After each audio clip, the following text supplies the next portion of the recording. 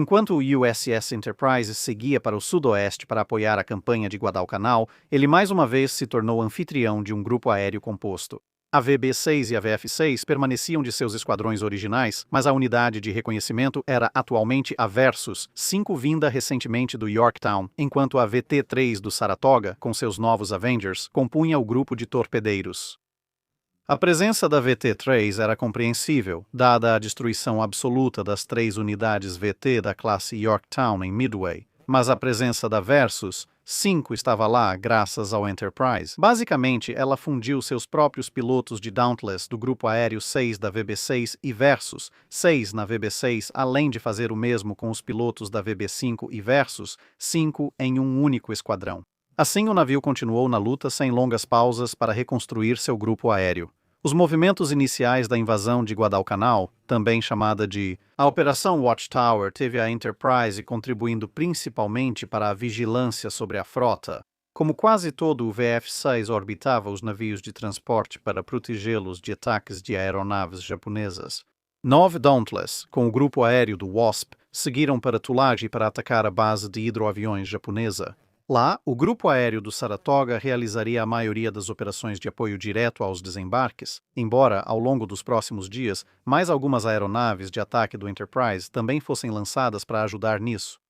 Agora, embora a maior concentração de aeronaves japonesas estivesse em Rabaul, a mais de 600 milhas do comboio de invasão, a necessidade de uma patrulha aérea de combate foi rapidamente demonstrada. Os G4M-BATs e A6M0s, totalmente capazes dessa longa viagem de ida e volta, logo foram detectados se aproximando. Essa batalha aérea teve resultados mistos. Os Zeros se distanciaram dos bombardeiros durante o longo voo, permitindo que os Wildcats atacassem os Bats livremente nas primeiras passagens. Ao mesmo tempo, isso levou alguns pilotos americanos a se fixarem demais nos bombardeiros, e quando os Zeros surgiram, várias aeronaves americanas foram surpreendidas. Agora, embora o F-4F tivesse algumas vantagens sobre o A-6M em vários aspectos do combate aéreo, uma luta iniciada com ambas as aeronaves em altitudes semelhantes. Mas os Zeros, tendo vindo de uma altitude um pouco maior, não era um cenário que favorecia o Wildcat. VF-6 perderia 6 aeronaves e 3 pilotos em troca de uma série de reivindicações contra Betis, Zeros e alguns Vals que apareceram aparentemente em uma missão de ataque completamente separada. Um piloto, o Tenente Júnior Firebow, havia começado a guerra a bordo do Lexington e era tão experiente quanto se podia ser. Ele conseguiu abater 2 Zeros antes de ser atingido, pegar fogo e ser derrubado. Ciente de que não queria ser alvejado enquanto descia de paraquedas até a superfície, como os pilotos japoneses eram conhecidos por fazer isso, ele improvisou o que hoje chamaríamos de salto halo, ou seja, salto de grande altitude com abertura baixa do paraquedas, puxando o cordão de abertura a apenas algumas centenas de pés acima do nível do mar, balançando algumas vezes e então caindo no mar mencionado. Então decidiu, não havia o que fazer além de nadar até a ilha mais próxima. Alguns poucos Zeros dispersos, incluindo o lendário as múltiplos Saburo Sakai, se juntaram a alguns dos Dauntlesses que estavam bombardeando Tulagi depois de terem atacado e abatido várias outras aeronaves americanas. Isso resultou em uma troca intensa de tiros que danificou tanto o Dauntless quanto o Zero de Sakai. Sakai então enfrentou um voo quase impossível. Ele voou mais de 960 quilômetros para casa com o rosto e corpo cheios de estilhaços de vidro e bala. Tendo sobrevivido a isso e a uma cirurgia subsequente feita sem anestesia, Sakai realmente voltaria à linha de frente e sobreviveria à guerra. Ele só morreu no ano 2000, aos 84 anos de idade. Mas sobre Guadalcanal, as perdas no ar, quando somadas, eram quase iguais em termos de números totais. Mas os pilotos veteranos de Zero japoneses haviam abatido vários Wildcats em troca de quase nenhuma perda própria. A maioria das perdas japonesas era de Vals e Betis. Isso ilustra tanto a letalidade remanescente do corpo aéreo da Marinha japonesa, quanto a necessidade de caças americanos ainda mais avançados. Os próprios oficiais do Enterprise, em consulta com os pilotos, observaram que o F-4F-4, considerando igualdade de pilotos, não é páreo para o caça-zero japonês em um combate aéreo próximo. Avião por avião, devido à superioridade do Zero em subida, velocidade, manobrabilidade e autonomia. No entanto, em sua robustez, capacidade de aguentar danos e poder de fogo, o F-4F-4 é superior aos Zeros. Esses fatores, aliados à aparente superioridade de nossos pilotos em tiros de deflexão, dão ao F-4 uma boa chance de sucesso em combates com vários caças dos dois lados.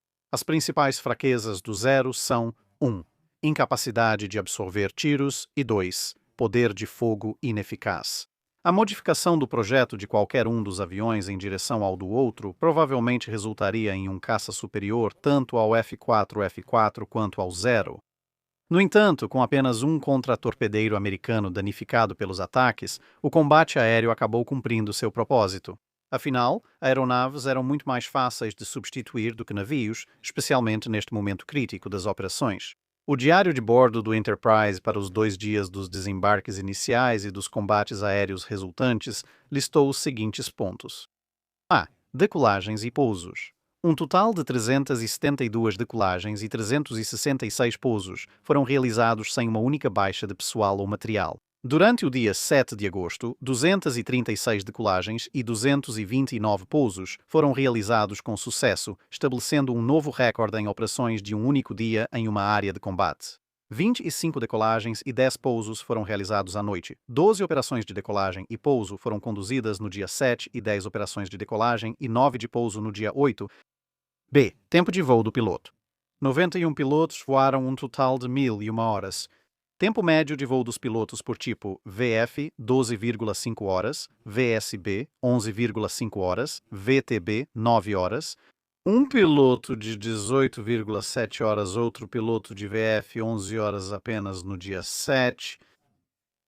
Munição utilizada. Foram lançadas 90.500 libras de bombas. Um torpedo foi lançado, 41.350 disparos de calibre 50 e 10.550 disparos de calibre 30 foram utilizados. D. Gasolina consumida. Nossas operações no dia 7 exigiram o consumo de 30.482 galões de gasolina. Foram necessários 22.007 galões no dia 8, totalizando 52.489 galões. E. Buscas. Em missões de reconhecimento, RVTB vasculhou uma área de cerca de 125.500 milhas quadradas. A Baía Tunibuli, a Lagoa Maringe, a Baía Relata e a ancoragem de Gizu foram exploradas e fotografadas por RVTB. F. Missões especiais. No dia 7, um VSB obteve fotografias verticais e oblíquas de áreas vitais de Guadalcanal e de uma pequena ilha a oeste da Ilha Flórida. Fotos e relatórios de interpretação foram entregues ao quartel-general da 1ª Divisão de Fuzileiros Navais em Lunga Point por 2 VSBs usando recipientes especiais para mensagens. G. Perdas de pessoal e material. 6 pilotos e aviões VF foram perdidos. Pelo menos 4 desses foram perdidos ou estão desaparecidos após pousos na água. 2 dos 3 VF e um VSB danificados em combate foram reparados e estão operando. O terceiro caça estará operando nas próximas 48 horas. H. Danos infligidos.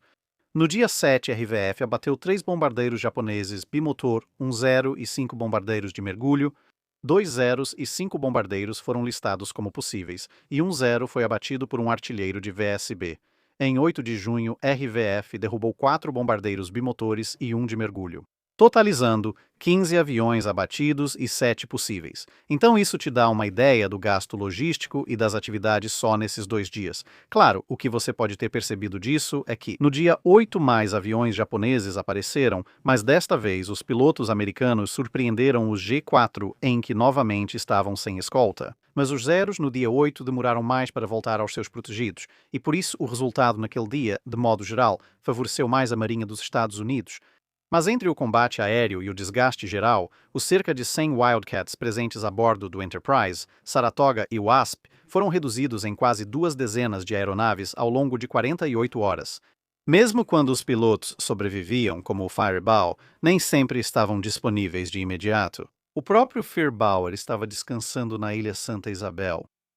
Sem aeronaves de reposição e com a frota sem combustível, o almirante Fletcher recebeu permissão do almirante Gormley para se retirar e reabastecer. Não fazia sentido arriscar os poucos navios-tanque disponíveis, trazendo-os para a linha de frente e expondo-os aos ataques da aviação da Marinha Imperial Japonesa. Naquela noite ocorreria a primeira batalha da Ilha de Savo e a devastação dos cruzadores aliados. Apesar do desastre, os porta-aviões pouco podiam fazer, pois não eram treinados ou equipados para voos noturnos nessa fase. O melhor que eles poderiam ter feito seria talvez tentar pegar os navios japoneses enquanto se retiravam, mas a essa altura o dano já estava feito. Em uma nota mais positiva para a Enterprise, um vigia costeiro encontrou Fireball Santa Isabel e comunicou sua localização de volta à frota por rádio. Após superar a luta inicial por Guadalcanal, os porta-aviões reabasteceram e alguns enviaram aeronaves ao campo Anderson. Mas, no meio da segunda semana de operações, um Catalina em patrulha avistou um comboio japonês de reabastecimento a caminho do sul, mas desta vez ele estava escoltado por vários porta-aviões inimigos. Seria a hora de enfrentar novamente a frota de porta-aviões da Marinha Imperial Japonesa. Isso não significa que, até agora, os ataques da Marinha Japonesa tenham se restringido a aeronaves e algumas ações noturnas com cruzadores. Os porta-aviões americanos eram frequentemente assediados por muitos submarinos japoneses, mas graças à habilidade e sorte, os navios permaneciam seguros. Com os pilotos avistando os submarinos e os afastando com ataques de mergulho ou, em um caso, o cruzador pesado, o USS Portland avistou uma leva de torpedos se aproximando em direção ao Enterprise, dando aviso suficiente para que o Enterprise tomasse a ação evasiva apropriada.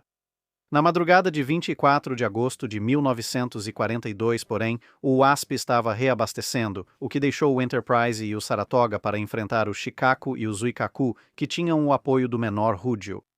O Enterprise recebeu ordens para lançar quase 2 dezenas de aeronaves para caçar o porta-aviões japonês menor, uma mistura de Dauntlesses e Avengers. O Ryūkyū havia sido avistado naquela manhã por aeronaves de patrulha de bases terrestres, mas eles não conseguiram manter contato. 3 pares diferentes de aeronaves do Enterprise em missão de reconhecimento encontraram o Ryūkyū. Primeiro um par de Dauntlesses, depois um Dauntless e um Avenger e então 2 Avengers. Esse último par arriscou e lançou algumas bombas, o que levou o segundo par a tentar a sorte também. Embora não tenha causado danos, os relatórios constantes permitiram ao Saratoga coordenar um ataque aéreo que afundou o porta-aviões menor. Um dos Avengers de reconhecimento do Enterprise foi abatido por caças japoneses em troca. Outras aeronaves da onda de reconhecimento que haviam sido enviadas pelo Enterprise localizaram e atacaram uma formação de navios de superfície japoneses, incluindo o cruzador Maya e a formação de porta-aviões japoneses, contornando suas escoltas para lançar bombas sobre a própria Shikaku. Essas conseguiram vários quase acertos, mas infelizmente nenhum impacto direto. Mas ao mesmo tempo, os batedores japoneses conseguiram romper o cordão de aeronaves americanas e um ataque japonês estava agora a caminho. Grande parte das aeronaves de ataque remanescentes do Enterprise já estava no ar, muitas lançadas para atacar o mesmo contato. Ryūkyū, assim como as aeronaves do Saratoga, mas obviamente as aeronaves do Saratoga inevitavelmente chegaram primeiro, mas ainda assim outras haviam sido lançadas ao ar, por sugestão do oficial de operações aéreas do navio, que havia apontado que cada aeronave fora do Enterprise era uma fonte a menos de combustível de aviação queimando fragmentos e munições caso o navio fosse atingido. A última aeronave de ataque a decolar testemunhou pelos retrovisores aviões com o emblema do sol nascente mergulhando para atacar. Agora, em teoria, os porta-aviões americanos estavam relativamente bem protegidos. Um número sem precedentes de 54 Wildcats estava no ar para receber os japoneses. Infelizmente, embora houvesse direção de caças disponível, lá no Enterprise, com vários oficiais treinados tanto pela Marinha dos Estados Unidos quanto pela Marinha Real Britânica, que nesse momento estava transmitindo sua experiência duramente conquistada nessa área, as lições de ambas as marinhas ainda não tinham sido totalmente implementadas até então. E uma combinação de um número limitado de canais de rádio e alguns pilotos de caça muito empolgados, com quase nenhum controle de impulso, fez com que os oficiais de direção de caças mal conseguissem dizer uma palavra em meio a tanta conversa. E quando conseguiam, muitas vezes suas mensagens se perdiam em meio a toda essa conversa, já que os pilotos estavam usando o rádio mais como um chat aberto. Como resultado, a primeira coisa que muitos dos Wildcats viram do combate foi um monte de Vals mergulhando e passando por eles. Mesmo assim, pelo princípio de antes tarde do que nunca, os F-4Fs logo viraram e mergulharam atrás do grupo de ataque japonês. Eles se uniram a uma coluna de Vals e Zeros e logo estavam cercados por explosões de munição. Quando toda a bateria antiaérea da Enterprise, agora formada por canhões de 5 e 11 polegadas e Oerlikon de 20 mm além dos canhões dos navios de escolta, começou a disparar. Aeronaves em chamas e destroços caíam junto à massa, e havia muitas bombas, pois, em geral, os Wildcats chegaram tarde para impedir que os pilotos japoneses lançassem a munição. Mesmo desviando ao máximo, a Enterprise sofreu seu primeiro impacto perto do elevador de popa. Uma bomba de 500 libras atravessou 5 convéses antes de explodir, sacudindo o navio de proa à popa conforme a explosão subia pelo caminho da bomba. A tripulação precisou se dividir entre operar canhões antiaéreos e combater incêndios. Mais aeronaves estavam vindo em direção ao navio, o que significava que era preciso revidar, mas simplesmente ignorar os paióis de munição pegando fogo bem ao seu lado era basicamente fazer o trabalho dos pilotos japoneses por eles. Outra bomba caiu, com um fusível de impacto instantâneo, atingindo o navio a menos de um comprimento de avião do primeiro impacto. 73 homens morreram instantaneamente com as duas explosões, muitos outros ficaram feridos e o navio agora deixava para trás uma longa coluna de fumaça. Os homens na parte de trás da ilha olharam para cima e viram mais uma bomba se aproximando, aparentemente suspensa imóvel no ar, sem se mover, exceto pelo fato de que estava ficando rapidamente maior. Ao perceberem o risco de colisão, todos correram para uma escotilha e o último entrou pouco antes da bomba atingir o convés de voo em frente ao elevador central do navio. Parece que ou o detonador da bomba falhou, ou talvez a bomba se desintegrou no impacto, pois a explosão, embora forte, não foi nem de longe tão ruim quanto deveria ter sido, na verdade, nem tão ruim quanto as outras duas tinham sido. Isso, como se viu, foi uma sorte incrível, pois fragmentos da bomba foram encontrados cravados na blindagem ao redor do paiol de torpedos depois do ocorrido. Quem sabe o que teria ocorrido se esses pedaços de metal tivessem mais energia, já que a blindagem tinha só 1,5 polegadas. As equipes de controle de danos corriam combatendo incêndios, fechando dutos de ar para evitar a propagação da fumaça, tentando resgatar colegas presos e sempre alertas para novas bombas. A Enterprise, como mencionamos, vinha realizando manobras evasivas severas, mas essa edição especial de Velozes e Furiosos, o Drift de Salomão, chegou ao fim quando os danos das bombas travaram o leme a 22 graus a bombordo. O porta-aviões só pôde buzinar para alertar navios próximos enquanto girava descontrolado em círculos. Manobrar usando as hélices era inútil com o leme travado nesse ângulo, e reduzir a velocidade do navio era uma opção que só puderam adotar brevemente para evitar uma colisão certa com um contratorpedeiro. Simplesmente parar resolveria o problema de ficar girando em círculos, mas também transformaria o navio em um alvo enorme. Era essencial acionar a unidade auxiliar de direção, mas o calor intenso no compartimento do leme dominou os homens lá dentro. Mais tarde, descobriram que o termômetro havia atingido o máximo de 82 graus Celsius. Não estava tão quente, mas o ponteiro entortou e grudou na barra limitadora, aumentando ainda mais o calor. Esse era só o valor máximo que o medidor mostrava. E para esse inferno, vários homens de controle de danos tentaram chegar ao compartimento, mas foram vencidos pelo calor um a um antes de conseguirem, tendo que ser puxados de volta para ambientes mais frescos pelos companheiros de tripulação, que sabiamente haviam amarrado cordas neles antes por precaução. Eventualmente, 2 tripulantes originais, homens que estavam no navio desde sua comissão, o chefe Smith e Cecil Robinson, decidiram que iriam tentar. Smith tentou 2 caminhos diferentes, mas em ambos foi dominado pelo calor e teve que ser puxado para fora nas 2 vezes e depois reanimado. Incrivelmente, ele tentou uma 3ª vez e conseguiram remover destroços de outra rota, melhorando a circulação de ar, o suficiente para que conseguissem chegar à área de comando, ligar a unidade auxiliar e depois sair de volta. A tempo, pois ambos cairiam nos braços dos colegas de equipe que os esperavam. Mas Smith, quase inacreditavelmente, então se recuperou do extremo golpe de calor pela 3ª vez, cambaleou até a ponte, relatou seu sucesso e depois voltou para supervisionar o compartimento que estava esfriando lentamente, embora tenha desmaiado de exaustão pelo calor no caminho e precisou ser reanimado pela 4ª vez. Ele ficou no compartimento de direção e só saiu quando teve certeza de que o navio estava seguro. Compreensivelmente, ele receberia uma Cruz da Marinha por esses esforços e uma patente. Enquanto tudo isso acontecia, um grande mistério envolvia aqueles que agora estavam lubrificando os eixos do leme que haviam sido descongelados. Os 7 homens no compartimento de direção quando as bombas caíram não foram encontrados. Smith e Robinson, que entraram primeiro no compartimento, relataram tê-lo encontrado totalmente vazio. Depois, um dos homens foi encontrado morto por insolação, mas os outros 6 foram encontrados vivos e apenas levemente queimados no convés do hangar de todos os lugares, tão confusos quanto o resto sobre o que havia acontecido. Eventualmente, descobriu-se que um dos tripulantes, um rapaz do interior do meio oeste chamado Ernesto Visto, ficou preocupado quando percebeu onde estava o dano. Como conhecia os homens no compartimento de direção, colocou uma máscara de gás e foi verificar seus amigos por uma escada de emergência. Ao vê-los incapacitados, ele os puxou um a um como sacos de milho e os levou a um lugar seguro. Aparentemente completamente imune às condições de forno, que faziam o termômetro quebrar antes de desmaiar assim que conseguiu tirar o último homem em segurança. Depois, recobra a consciência e retorna ao posto de combate como se nada houvesse ocorrido. Claro, como ele não sabia que o leme estava fora de ação, não fez nada a respeito, o que resultou em um compartimento vazio para o bastante confuso Smith encontrar. Quando finalmente foi questionado, ele inicialmente foi evasivo, já que, afinal, havia deixado seu posto de combate no meio de uma ação. O relato de sua entrevista após a batalha merece basicamente ser lido na íntegra. Então, Visto negou ter estado na sala de comando, mas seu comportamento foi tão evasivo que o comandante Yost insistiu. Você deixou seu posto de combate para ajudar Visto. Para onde você foi? Com alguma relutância, Visto admitiu. Desculpe, senhor. Deixei meu posto achando que poderia ajudar.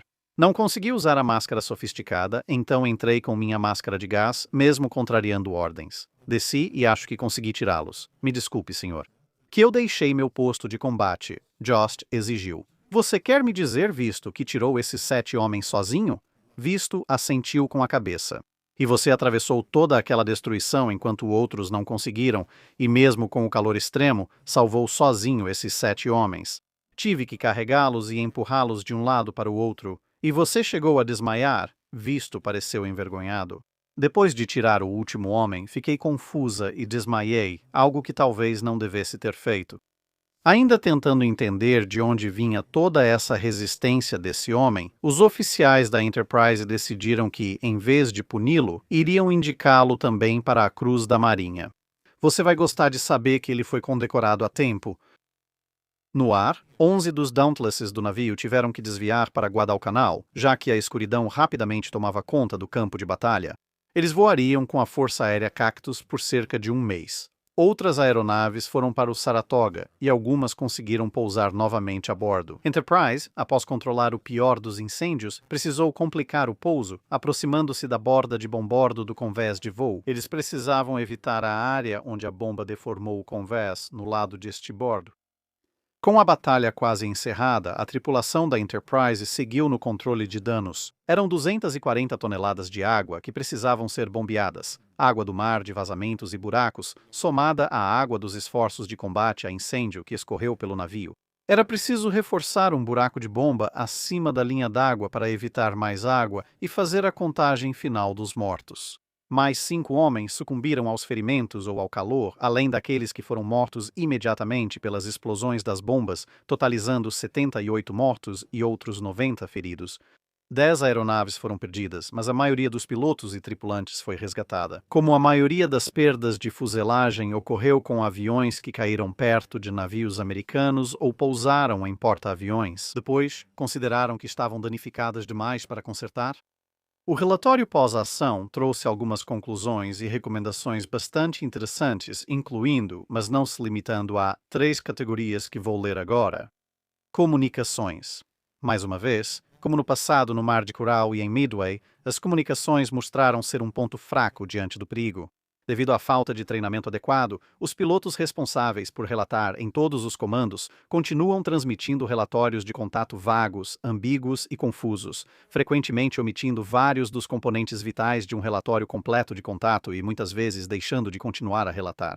A indisciplina na transmissão por rádio por aeronaves em contato com o inimigo foi detalhadamente comentada pelo oficial diretor de caças no anexo F.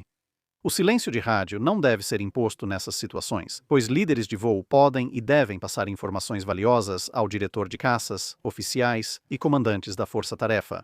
A transmissão entre aeronaves deve ser mínima, restrita a comandantes de esquadrão e divisão e limitada ao essencial para o ataque. A confusão intolerável causada pela transmissão desenfreada é difícil de eliminar, pois as condições de guerra reduziram a zero a experiência prévia da maioria dos pilotos no uso do rádio de voz. No entanto, pode e deve haver melhorias. Houve uma falha ainda mais séria nas comunicações devido ao atraso no recebimento dos relatórios de contato vindos de nossas aeronaves e navios de apoio. Às vezes, se passavam de 6 a 12 horas desde o momento do contato até o recebimento do relatório de contato pelo comandante interessado, mesmo que esses relatórios fossem de categorias de prioridade urgente. No que diz respeito a localizar, relatar com precisão a posição e rastrear unidades e grupos de forças inimigas, nós saímos perdendo em comparação com o inimigo. O radar desenvolvido pelos japoneses para caças reduzirá a eficácia dos nossos hidroaviões de reconhecimento e patrulha. No futuro, essas operações vão exigir aviões rápidos de longo alcance e com pesado armamento defensivo. Em outras palavras, a Marinha deve possuir um grande número de aeronaves do tipo bombardeiro de base terrestre, sobre as quais tenha prioridade e controle total. Grupo Aéreo. Atenção! Antes da atual missão, o grupo aéreo do Enterprise foi formado às pressas por remanescentes de 3 antigos grupos aéreos reunidos. A maioria dos pilotos era inexperiente e, apesar de um treinamento intensivo de última hora, o tempo foi insuficiente para progresso adequado. Exceto pelo esquadrão de caça, o grupo tinha baixa proficiência em artilharia e bombardeio ao embarcar e não teve chance de virar uma unidade de ataque coesa. Embora toda a oportunidade de treinamento tenha sido aproveitada durante a passagem para o Mar de Coral, com uma melhora bastante evidente, e embora houvesse muito mais oportunidades de treinamento do que normalmente se poderia esperar, quando a força-tarefa iniciou a missão, a falta de treinamento em artilharia e de doutrinação do grupo ficou evidente.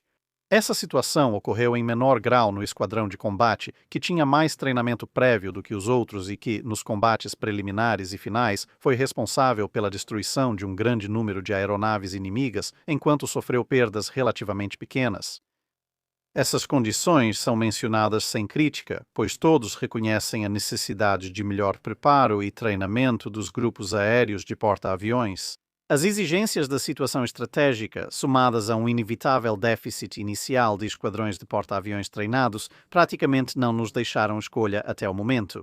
No entanto, não se pode repetir demais nem enfatizar o suficiente que as condições que tivemos que aceitar até agora são realmente sérias e devemos tomar cuidado para não subestimar a urgência vital de melhorias.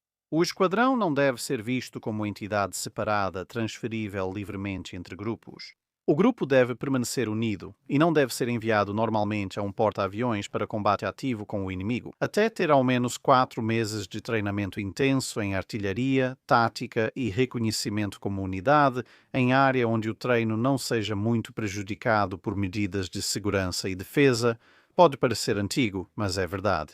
Quanto mais cedo for possível fazer isso, mais cedo nos tornaremos não apenas mais eficazes, mas enormemente mais eficazes tanto no ataque quanto na defesa. Enquanto isso, o emprego de um porta-aviões em áreas de combate com menos do que o melhor grupo aéreo possível só pode ser justificado pelas demandas estratégicas mais urgentes. E o possível preço de uma eficácia apenas mediana ou até menor deve não apenas ser aceito, mas reconhecido. Proteção antiaérea. O radar de controle de tiro no Enterprise era ineficaz. Não se sabe se outros navios da Força-Tarefa tiveram sucesso com seus equipamentos, mas nenhum disparo de 5 polegadas foi realizado por qualquer navio do grupo. Enquanto as aeronaves inimigas voavam alto, esses canhões eram os únicos com alcance suficiente. Os canhões de 5 polegadas só abriram fogo após as armas leves do Enterprise e depois que os primeiros aviões atacantes já estavam em mergulho. O fator pessoal é fundamental no uso do radar de controle de tiro e o treinamento extra pode melhorar os resultados. Foi relatado que o radar de controle de tiro é muito sensível e exige determinação prévia precisa, por outros meios, de distância, elevação e azimuth para localizar o alvo. Se a precisão necessária não puder ser alcançada no clima tenso e apressado da batalha, o equipamento atual deve ser trocado por outro que atenda à sua função em qualquer situação. As embarcações de apoio não conseguem proteger completamente um porta-aviões de ataques de bombardeio em mergulho de grande altitude e seus disparos são geralmente menos eficazes que os do porta-aviões devido à deflexão. Os canhões de 20 milímetros, mesmo sendo antiaéreos eficazes contra bombardeiros em mergulho, não têm alcance para impedir que aviões determinados cheguem ao ponto de liberação. Baterias de 20 milímetros bem treinadas podem impedir ataques em baixa altitude e causar grandes baixas a bombardeiros em mergulho ao saírem em altitudes baixas. O canhão de 20 milímetros é considerado uma arma geralmente excelente e eficaz, e recomenda-se que esses canhões sejam instalados em todos os espaços disponíveis em todos os navios. Aviões de combate numerosos e bem direcionados seguem como a defesa mais eficaz contra ataques de aeronaves inimigas. O navio danificado agora seguia para Pearl Harbor, trocando de lugar com o Hornet para deixar 3 porta-aviões na linha de frente. No entanto, essa situação não durou. Menos de uma semana após a Batalha das Ilhas Salomão Orientais, o Saratoga foi torpedeado e voltou ao estaleiro para reparos. E 2 semanas depois disso, o I-19 disparou sua famosa salva, danificando o North Carolina, ferindo fatalmente o contratorpedeiro O'Brien e abrindo o casco do porta-aviões USS Wasp, enviando-o para o fundo em chamas.